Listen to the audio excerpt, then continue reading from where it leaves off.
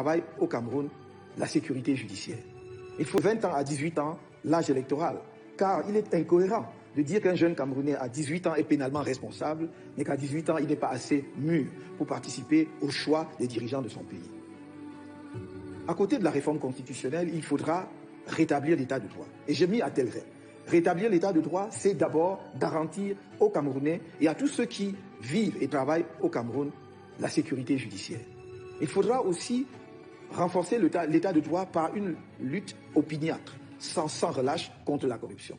Lutte déterminée parce que c'est, je crois, le mal le plus profond qui gangrène et détruit notre société aujourd'hui.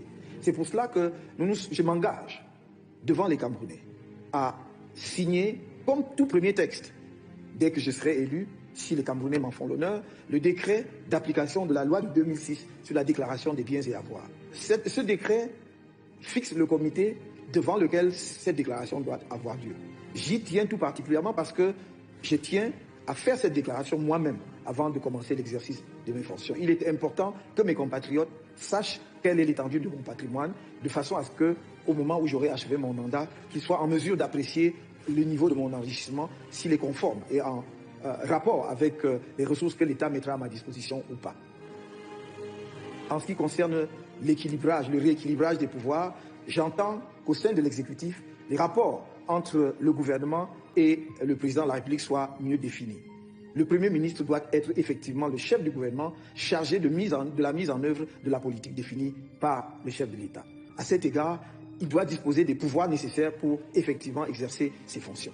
C'est pour cela qu'il faut rééquilibrer les pouvoirs entre le chef de l'État et le gouvernement, en l'occurrence son chef, le Premier ministre. Mais il faudra aussi, par rapport à l'architecture institutionnelle globale, rééquilibrer les pouvoirs, notamment entre l'exécutif et le Parlement. Il est important demain que dans notre pays, le Parlement ait un droit de regard sur un certain nombre de nominations. Je pense par exemple à la nomination de hauts magistrats, en particulier le premier président de la Cour suprême, dont on peut effectivement, suivant des pratiques bien établies dans d'autres pays,